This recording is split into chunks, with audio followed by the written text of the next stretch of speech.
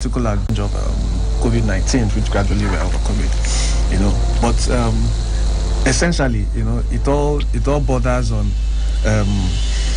knowing your neighbor, because if as persons who live within a particular neighborhood, at least if your neighbors, if you know your neighbor, or make time and make efforts, to reach out to say, hello, good morning, I'm so and so. By so that little act, we actually don't even come out at the same time. True. So, and when you try to, it feels like you're trying to poke your nose into other people's business, and everybody just respects themselves like that. It has to be a conscious effort, regardless of in everything about life, in everything that has to do with the progress of human beings.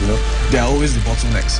In particular, this statement by the FCC that we will look at shortly as well. It also has its own downside, but what matters is is the will, and the result, the positive outcomes, the ability for one to look at is actualized, one of knowing who your neighbor is, knowing whom you're giving out your premises to, knowing who it has to be a conscious and there's this it's in fact doing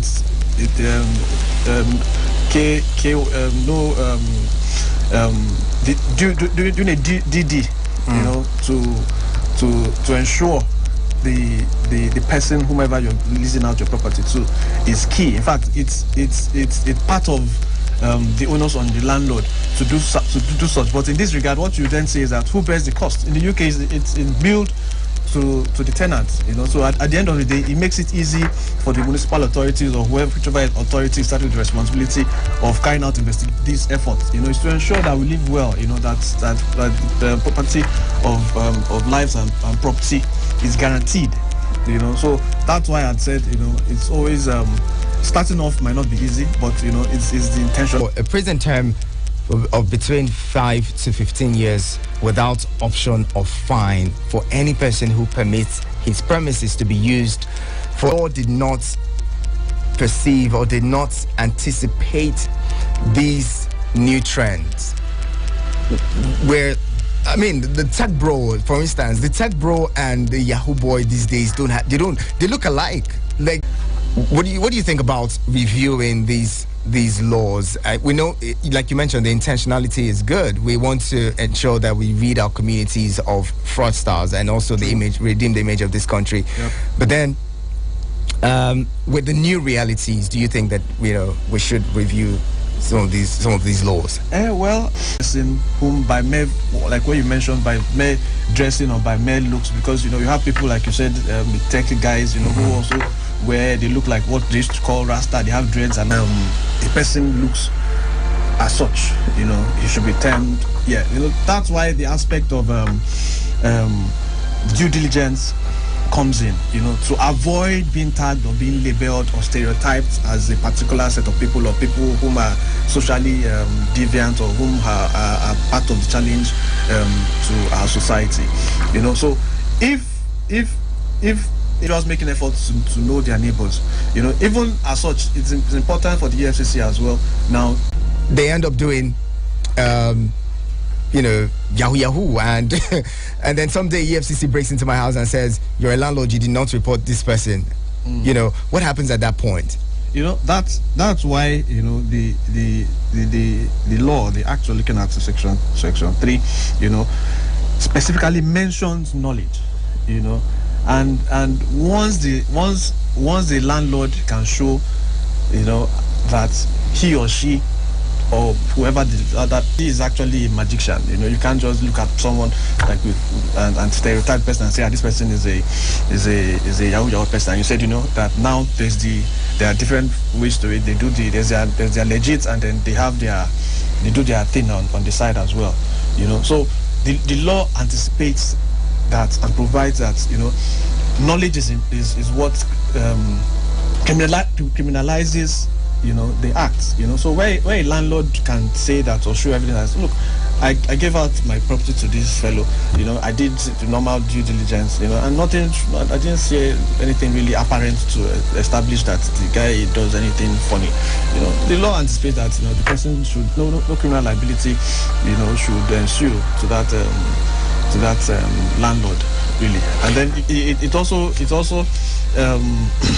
the downside too is that, you know, harassment, you know, because with that, you know, it shows that many of these property owners may fall into, you know, the hands of so you know, that, because we've seen situations where, you know, the people in hotel rooms, they break into their hotel rooms and at the end just embarrass and harass people like that. So we're talking about these and more. Join the conversation on 09073530044 and 09087668888.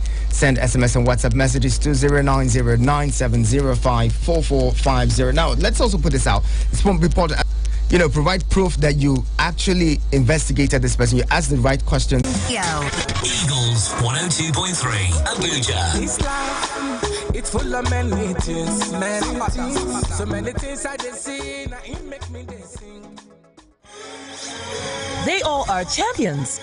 I am Aquaman. But there are legends among champions. I'll be back. Hold your breath as the stars battle on Power Hour. Wednesday or you lose. Who wants to be king? A stitch in time saves 9. Scratch that. How about saving the 9 for a stitch in time after all? Fashion keeps evolving. Trendy Stitches brings you the ladies and gentlemen trends, the runway, corporate space, couture, hair, makeup, and definitely do's and don'ts. If it's fashion, we're talking about it. Trendy Stitches every Wednesday, 11 a.m. with Olije on 102.3 Extra. Trendy Stitches, make your everyday a runway. It's Tongue Twister Friday. What's going on, yeah? Repeat a phrase 5 times real fast without mispronouncing any word. Fantabulous. She sells seashells by the seashore. Sells seashells by the seashore. I used to wash my Irish fish, but I used to wash my Irish fish, but I used to wash my Irish fish, but I used You were like my Irish fish wash. How fast do we have this? Goggles, gobble, gobbling, goblins. You don't know why it's going on. Give it a try on the Friday Traffic Rush at 5 p.m. on Eagles 102.3 FM. Are you listening? Hi there, my name is Olije.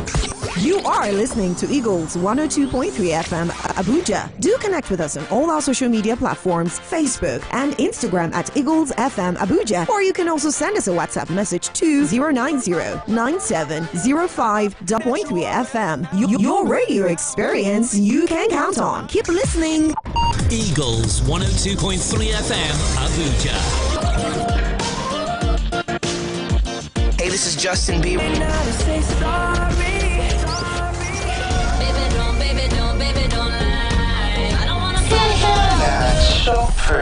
And the conversation continues this morning on your radio experience. You can count on. We're talking about the EFCC and, you know, the act that it has brought to the fore, the section of the Advanced Free Fraud and Other Related Offences Act that it has brought forward to, you know, for you to know. So if you're a landlord in the city, if you're a landlord in Nigeria, you need to know who your tenant is, who you're giving your house out of income, and they're not fraudsters. If they are, and you know about it, and you go ahead to give them your house or rent your house to them, you between 5 to 15 years.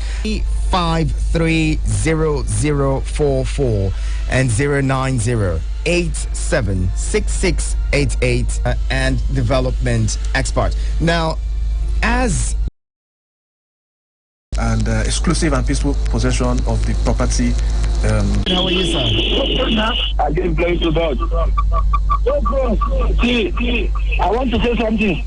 Go ahead. If you are a tenant and you rent house from a landlord, and now the landlord will just dash into your house, maybe there was a way that he wants to know what is inside the bag. And when you refuse, then he will not call you the property reverts back to him. So it's also important for him to also know that, you know, at the end of the tenant.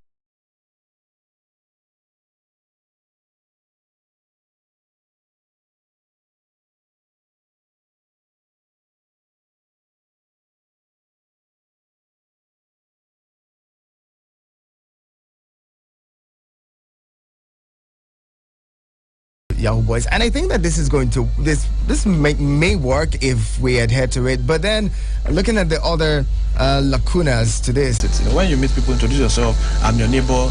Can we? Aside from what these the mischief this blog intends to cure, you know, the security challenges all around.